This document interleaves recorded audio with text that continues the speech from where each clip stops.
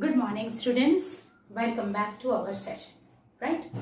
We have complete exercise 5.1 and some extra sum. We have seen some theorem, but today we'll do the extra practice for the continuity and differentiability and find the derivative of the composite function by using the chain rule. उसकी हम आज extra practice करेंगे. Then next lecture में we'll go ahead for that. Now here extra sums will start. That is, prove that f of x is equal to x sin 1 upon x, where x is not equal to 0, equal to 0 है, then where x equal to 0, is continuous at x equal to 0 but not differentiable. वो x equal to 0 के ऊपर continuous है but differentiable नहीं है, that you have to prove. So here we have already seen that every continuous function may or may not be differentiable. But if it is differentiable, then it is continuous. वो theorem हमने किया था. So first we'll prove that this function is continuous at x equal to 0. अब continuity कैसे करनी है? That you know. So first we'll prove continuous function. So limit x tends to 0, f of x is equal to limit x tends to 0, f of x is x sin 1 upon x. Now you cannot apply the limit here beta because it is 1 upon x, तो 1 upon 0 हो जाएगा. So now we'll use the sandwich theorem. We know that how to use that, right? So first of all, this x sin x है, so it is always belong to 0 less than or equal to sin of 1 upon x mod less than or equal to 1. Mod की अगर value लेते हैं, modulus of sin x, modulus is always between 0 to 1, we know that, but we want x sin 1 upon x, so multiply x, 0 x sin 1 upon x less than or equal to, here is x से multiply किया तो mod x से multiply किया है, that is mod, क्योंकि mod के अंदर multiply करना है तो mod x से multiply करेंगे. Now we apply the limit x tends to 0, so that limit x tends to 0, limit x tends to 0, x sin 1 upon x, limit x tends to 0, mod of x.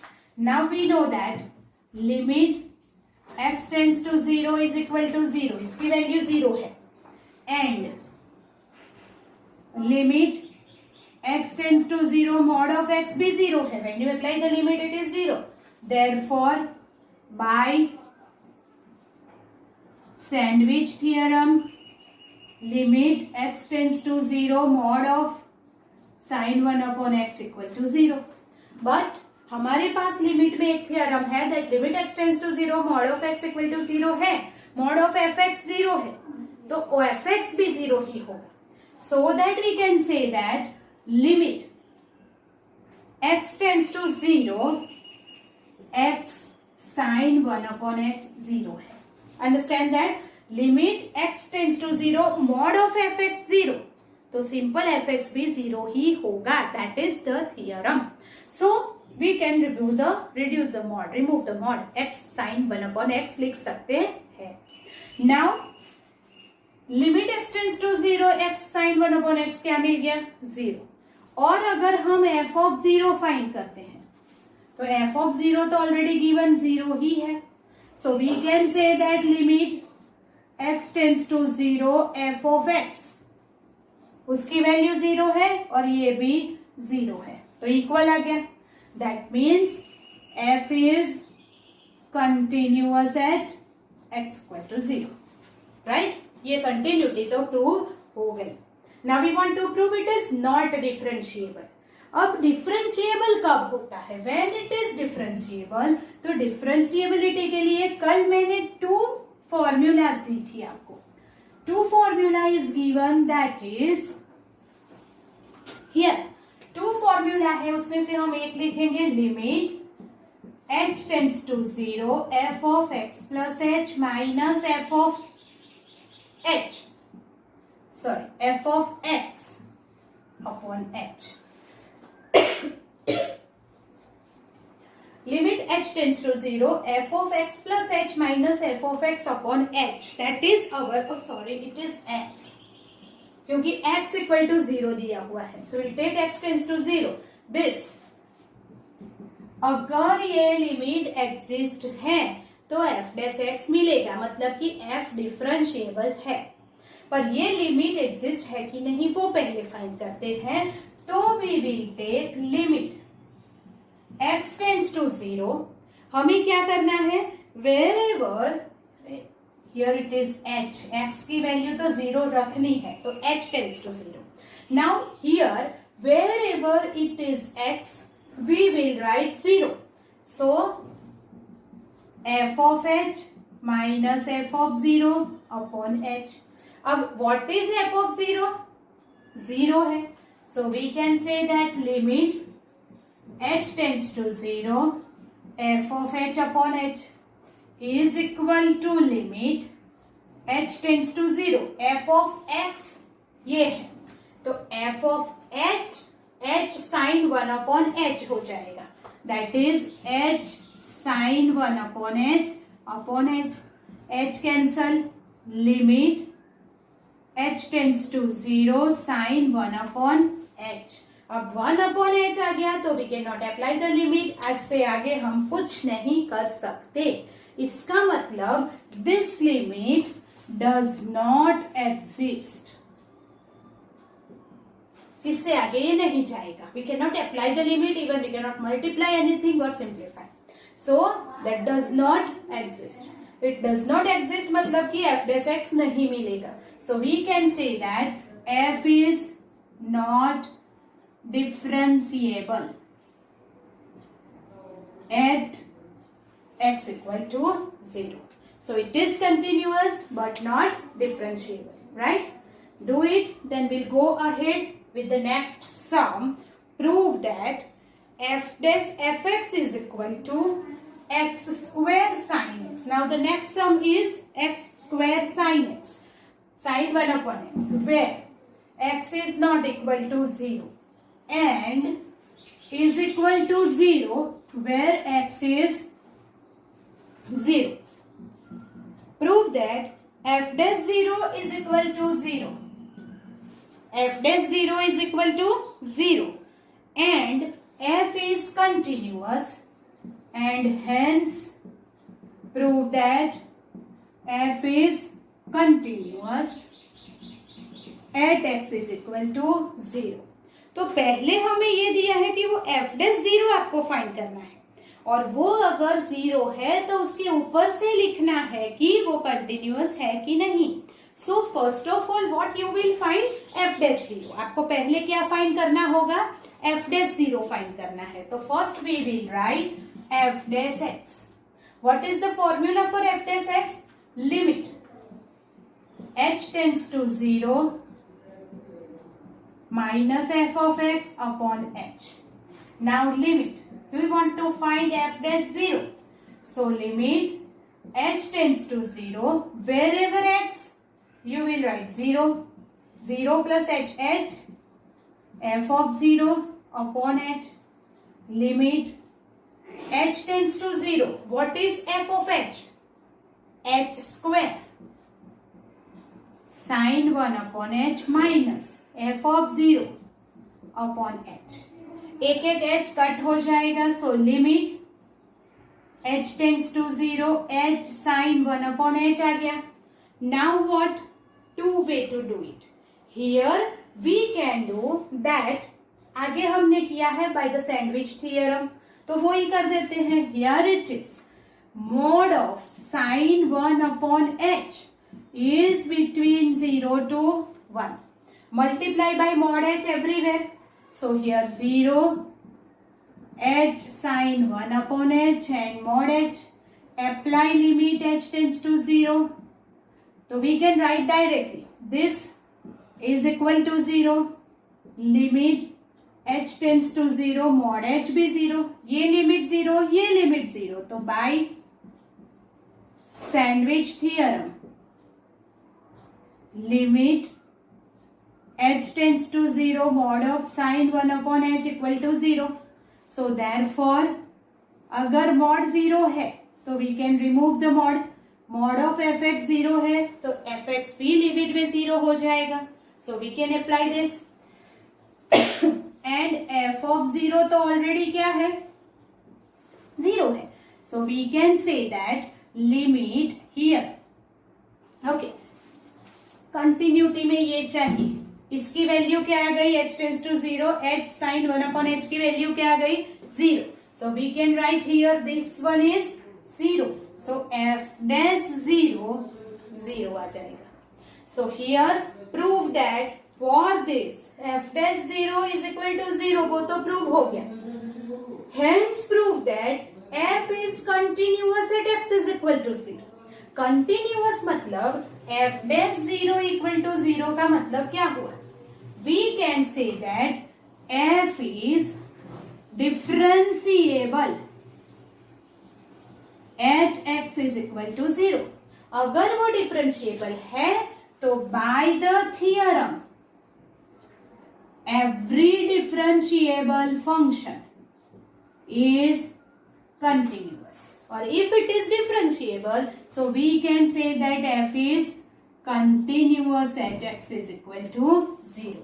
अगर function differentiable है तो वो continuous होगा ही होगा. So every differentiable function is continuous, so we can say that this is differentiable, so it is continuous at x equal to 0. Understand that पहले continuous prove करना है तो वो करना पड़ेगा, पर यहाँ पे डिफरेंशिएबल पहले लिखा था तो वो कर दिया. उसके ऊपर से हेंस मतलब from this you have to prove that it is continuous. तो हमने एफ डैश 0 0 मिला है, मतलब कि वो डिफरेंशिएबल है. Theorem says that every differentiable function is continuous, so we can say that it is continuous at x is equal to 0. By this way you can do the sum. What is differentiable, it is continuous. Do it, then will go ahead. Okay, now we'll do the extra sums for the chain rule for more practice. Find the derivative of y is equal to sine cube x into cos raised to 5x. So here is the composite function chain rule we will use, as well as the product rule is always there, right? So we can say that here is first dy by dx is equal to d by dx of sine cube x into cos raised to 5x. That is equal to, first we write the product rule. So first function remains constant, derivative of second constant, first derivative. So we will write sine cube x into d by dx of cos raised to 5x plus second cos raised to 5x constant d by dx of sine cube x. By this way you can do the product rule first. Then is equal to sine cube x. Now we want to find the derivative by chain rule. तो पहले किसकी derivative होगी, power की. Power की derivative n x raised to n minus 1. तो 5 cos x raised to 5 minus 1. That is 5 cos raised to 4x. 5 minus 1 4. Into derivative of this base d by dx of cos x. What is it? Minus sin x. Plus cos raised to 5 remains constant. First you do the derivative of the power. That is 3 sin square x. Yes, 3 sin square x into d by dx of base. जब आप power करते हैं तो sign का sign ही रहेगा. Then sin x की derivative है cos x is equal to, now we multiply. Here is minus 5 sin x into sin cube. Sin raised to 4x cos raised to 4x plus 3 cos raised to 6 and sin square x cos 6x. So no need to derive. Now can take the common or anything. हम common ले सकते हैं अगर लेना चाहे, पर ना करो तो भी चलेगा, इतना ही रहने दो तो भी चलेगा. या तो यहाँ पे sine square x cos raise to 4x common ले लो, तो -5 sine square x plus 3 cos raise square x ऐसा हो सकता है. That is the end. अब कुछ नहीं हो सकता, right? So that here also you can simplify 1 minus sine square and all. अगर करना चाहे तो थोड़ा कर सकते हैं. That is sine square x cos raise to 4x -5 sine square x plus 3 -3 sign square x. Yes or no? So sin square x cos raised to 4x 3 -5 -3 8 sin square x. Now अभी कुछ करने की जरूरत नहीं है. If यहाँ पे ही stop कर देंगे तो भी चलेगा, बट प्रूफ दैट का सम है तो इतना ज्यादा करना पड़ेगा. Do it. Then question number 2 we will start. That is sine cube x square minus x plus 1. इसमें हम क्या करेंगे? फर्स्ट पावर की डेरिवेटिव, तब बेस सेम रहेगा, प्लस बेस की डेरिवेटिव में चेन रूल अप्लाई होगा. That is derivative of sine bracket as it is into derivative of bracket. Understand that? So 3 times you have to find the derivative. Here is the power, base and bracket. Understand that? So here dy by dx of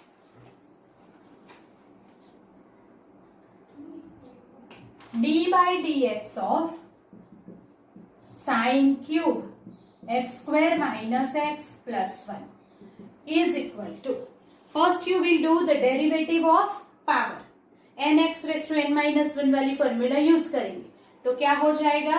3 आगे sign 3 minus 1 x square minus x plus 1 into d by dx of sine x square minus x plus 1. पहले जब power की derivative की तो sign और ये bracket रहने दिया, उसका कुछ चेंज नहीं करना है. D by d x of base किया. अब 3 sign square x square minus x plus 1 into, अब किसकी डेरिवेटिव होगी? साइन की. जब साइन की डेरिवेटिव होती है ब्रैकेट एज इट इज रहता है. साइन की डेरिवेटिव होगी cos x square minus x plus 1 into bracket की डेरिवेटिव है D by d x x square minus x plus 1. 3 sign square x square minus x plus 1 cos x square minus x plus 1 into what is the derivative of x square? That is 2x. Derivative of x -1. Now here पूरा simplified form 3 into 2x minus 1 sin square x square minus x plus 1 cos x square minus x plus 1. So here is the simplified form. No need to do anything now again, right? But be careful. एक भी रहना नहीं चाहिए. पहले power, फिर base, फिर bracket, जो भी है केयरफुली करना है. That is the question number 2. Then we will go in the question number 3. That is d by dx of sec cot. Here is sec cot x cube minus x plus 2 is equal to d by dx of sec cot or this. Now first of all we'll find the derivative of sec. तब ये सब as it is रहने देना है. So sec की derivative है sec x tan x. तो we will write sec the whole bracket as it is tan cot x cube minus x plus 2 into d by dx of. अब sec की derivative हो गई, बाकी किसकी है? कॉट की. तो ये यहां लिखेंगे cot x cube minus x plus 2 is equal to. Now this remain same as it is, उसको ऐसे ही रहने दो. So what? Sec cot x cube minus x plus 2 10 cot x cube minus x plus 2 into what is the derivative of cot? Yes, it is minus cos x square. Minus cos x square. The bracket remains as it is. That is x cube minus x plus 2 into. Now it is over? No. The remaining bracket, उसके derivative बाकी है. So we'll write d by dx of x cube minus x plus 2. Understand? Now, ये सारा का सारा ऐसे ही रहेगा, सिर्फ इसकी डेरिवेटिव करनी है. So what we will do, ये डेरिवेटिव करके उसे आगे ले लेते हैं. So what is it? What is the derivative? 3x square. Derivative of x cube is 3x square minus derivative of x 1 और 2 की 0. सो दैट इसकी डेरिवेटिव हो गई 3x स्क्वायर माइनस 1. फिर ये जो है माइनस, उसे आगे ले लिया. Sec cot x cube minus x plus 2 10 cot x cube minus x plus 2 and cosec square x cube minus x plus 2. That is the answer. इसमें कुछ भी सिंप्लीफाई नहीं होगा. That is composite function. Understand that. पहले sec की derivative की sec x tan x, फिर cot की डेरिवेटिव की कॉस एक्स स्क्वायर, फिर ब्रैकेट की डेरिवेटिव की 3x स्क्वायर माइनस 1. एक स्टेप में एक ही टर्म की डेरिवेटिव करेंगे, बाकी सब एज इट इज रखेंगे. With that you keep in mind. Then will go to the question number 4. That is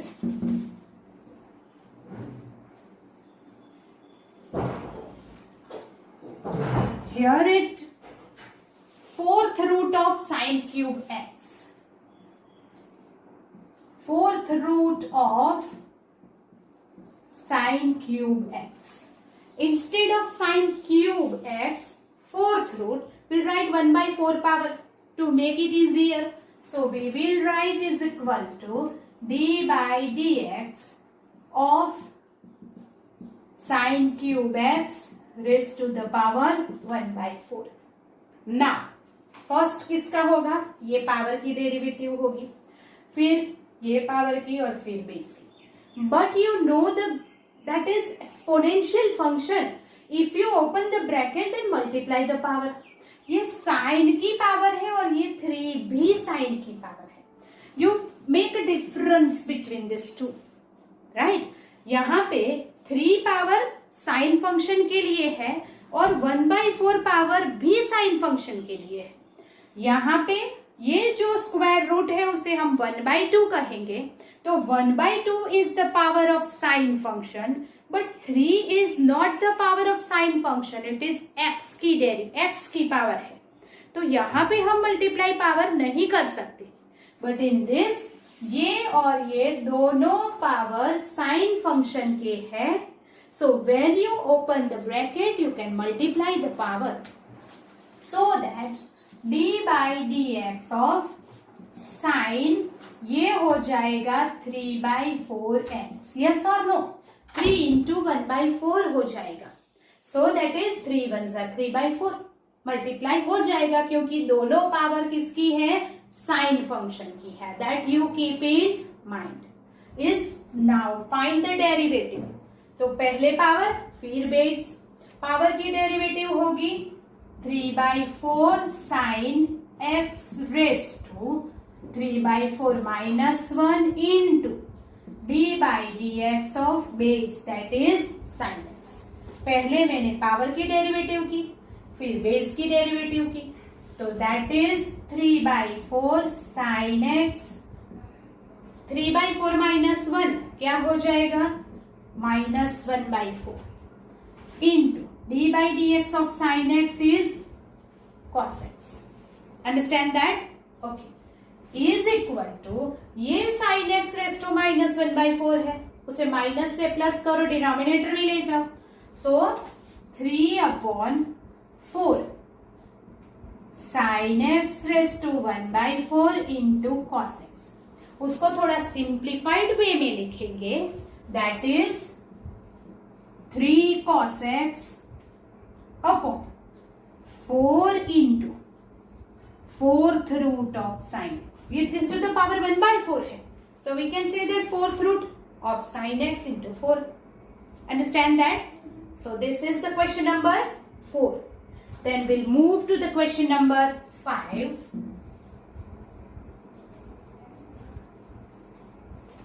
Question number 5 is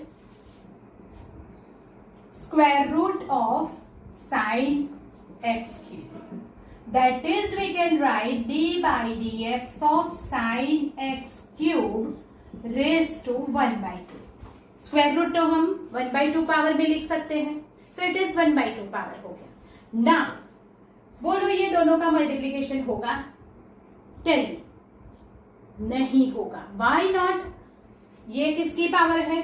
sign की. ये किसकी पावर है? एक्स की. इसमें साइन की ही पावर थी, तो हमने दोनों पावर को मल्टीप्लाई कर दिया. बट यहां पे we can not multiply it, तो फिर पहले किसकी करेंगे? Derivative of power. So will write 1/2 sine x cube raise to 1 minus 1/2 into d by d x of sine x cube. Yes और नो? पावर की डेरिवेटिव और बेस के लिए मैंने लिखा ये. Now is equal to 1/2 sine x cube raise to minus 1/2, right, into derivative किसकी होगी? साइन की. तब x cube as it is. So derivative of sine is cos x cube. Is it complete now? No, x cube is remaining. So we'll write d by dx of x cube. Understand that? That is equal to 1/2. Here is negative power, so we will write sin x cube raised to 1/2 into cos x cube.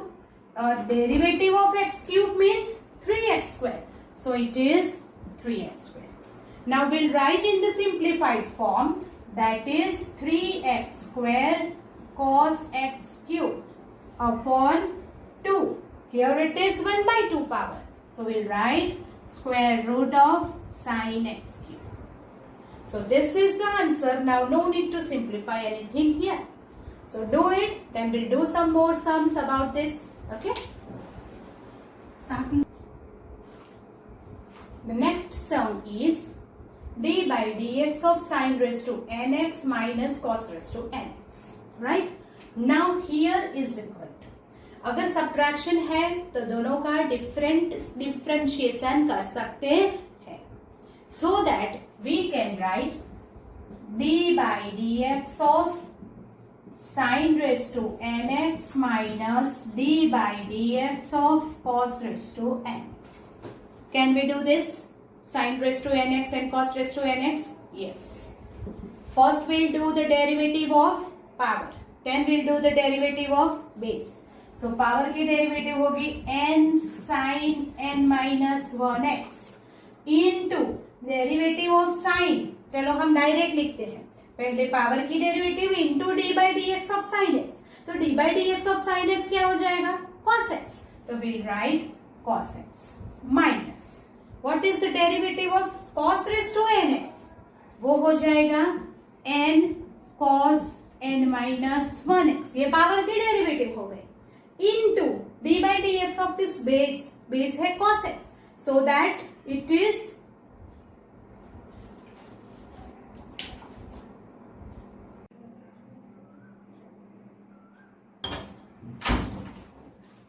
prove that the function f given by fx equal to mod of x belongs to R is not differentiable at x equal to 1. यहाँ हमें ऐसा नहीं बोला गया है that it is differentiable continuous prove करो, क्योंकि that is already we know it is continuous. x tends to 1 minus it, x tends to 1 plus पे करेंगे you will get the same answer. So that it is continuous at x is equal to 1. We know that modulus function is always continuous. But here ये नहीं दिया है कि continuous करना है कि नहीं, तो डोंट डू दैट. हमें सिर्फ और सिर्फ डिफरेंशिएबल है कि नहीं वो चेक करना है. But prove that it is not continuous but not differentiable, it is obvious. Prove करना है, right? Okay. So how to prove it? We have the two formula. h tends to 0, f of x plus h minus f of x. Upon h. दो formula है f dash x के लिए, limit h tends to 0 x plus x h upon h, ये एक formula.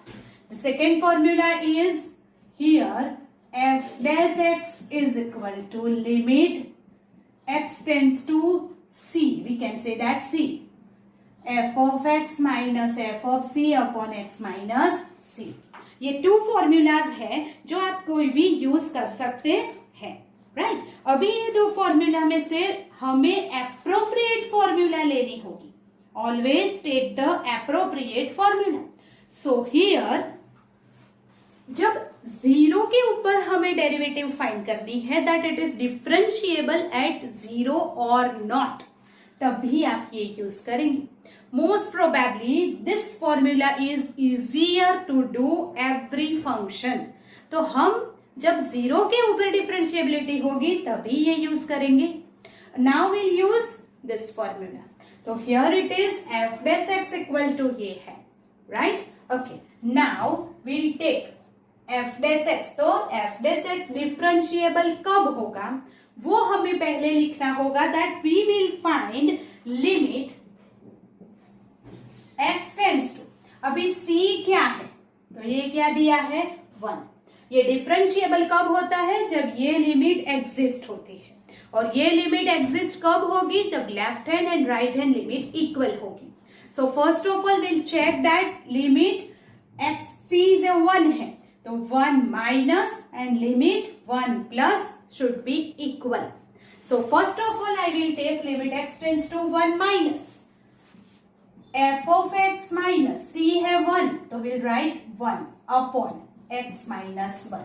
Understand that is equal to limit x tends to 1 minus. Now here the function, our function is fx is equal to x minus 1 modulus function है, right? So that is when x less than or equal to 1 है, जब 1 से वो okay, less than greater than or equal to 1 है, it is greater than or equal to 1, then it is we can say that greater than 1। सिर्फ greater than 1 लीजिए, तो क्या होगा, ये greater than 1 है तो पॉजिटिव होगा, तो x माइनस 1 होगा।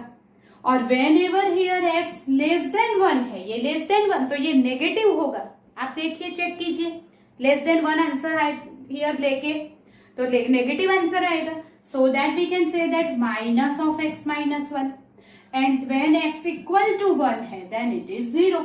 ये हमारा फंक्शन है मॉड्यूलस। तो जब 1 माइनस है तो लेस देन वाली लिमिट वाला लेना है, that is left hand limit है, तो we will write x minus 1 का minus x minus 1 minus f of 1 क्या हो जाएगा 0 upon x minus 1, that is limit 1 minus ये क्या होगा minus 1।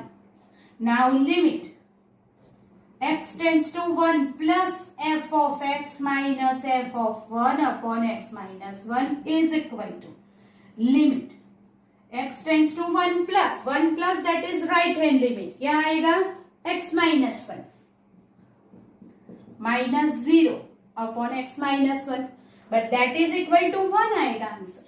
So here is limit, left hand limit is minus 1, right hand limit is plus 1, that means limit x tends to 1 minus f of x minus f of 1 upon x minus 1 is not equal to limit x tends to 1 plus f of x minus f of 1 upon x minus 1.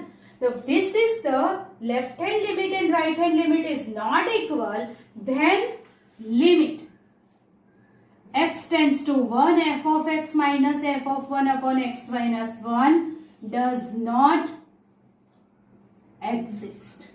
अगर वो exist ही नहीं है, अगर ये formula exist ही नहीं है तो आप एफ डैश एक्स फाइंड ही नहीं कर सकते।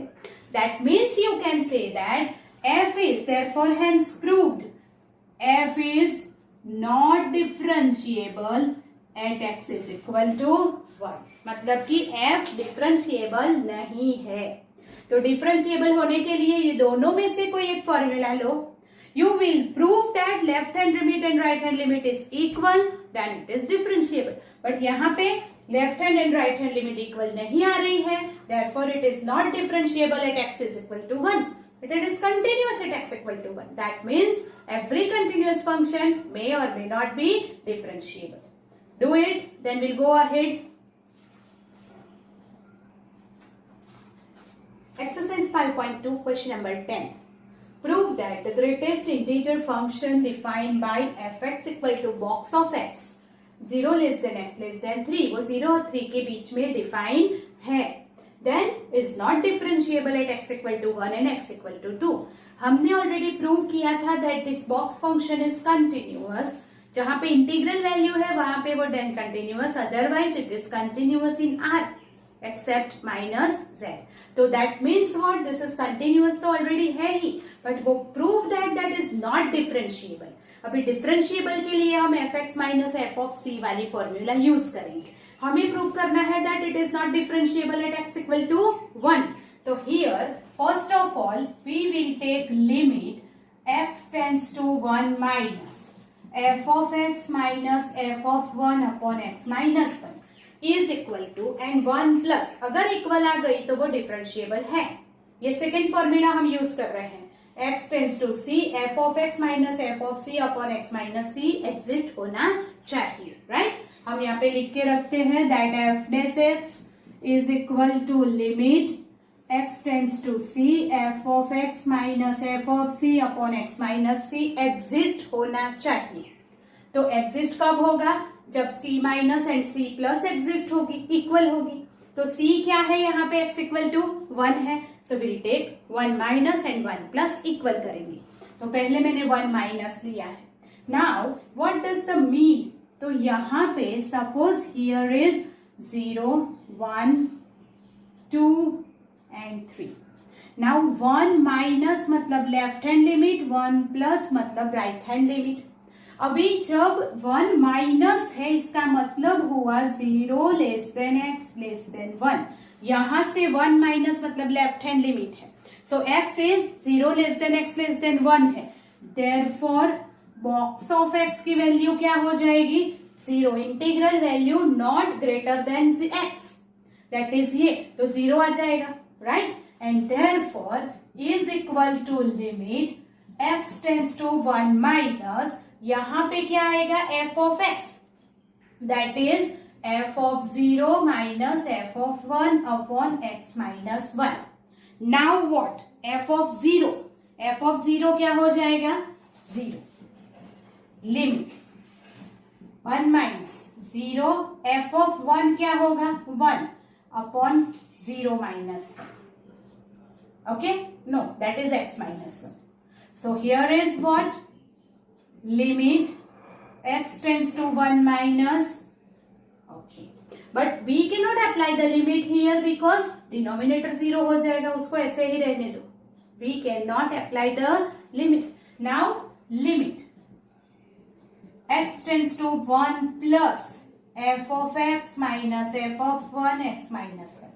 अभी जब 1 प्लस है, 1 plus from right hand limit, तो वो क्या होगा?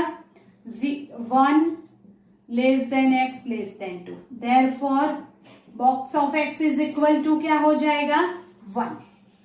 Limit x tends to 1 plus f of x, तो f ऑफ x की वैल्यू क्या है? 1.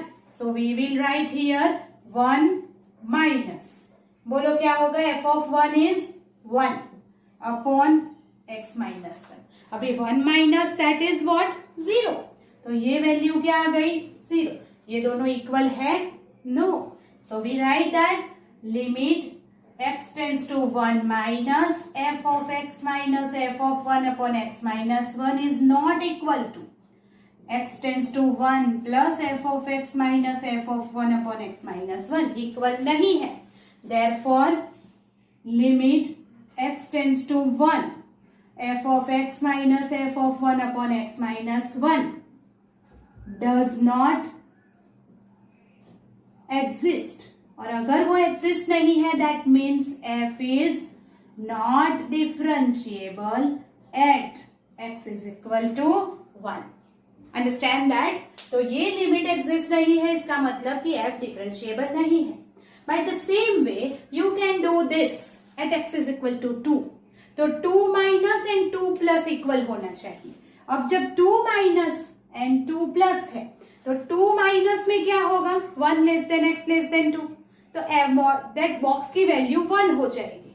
तो यहाँ पे क्या आएगा? 1 माइनस 1 दैट इज 0. और जब यहां से लेंगे राइट हैंड लिमिट 2 प्लस, तो बॉक्स की वैल्यू 2 हो जाएगी. That is 2 minus 1 upon that is 1 upon x minus 1. फिर से वो इक्वल नहीं आएगी. So that it is not differentiable at x is equal to 2 also. जैसे मैंने x इक्वल टू 1 का किया है, आप x इज इक्वल टू 2 का करेंगे जब यहाँ पे लेफ्ट हैंड लिमिट है 1 less than x less than 2, तो बॉक्स ऑफ x 1 होगा.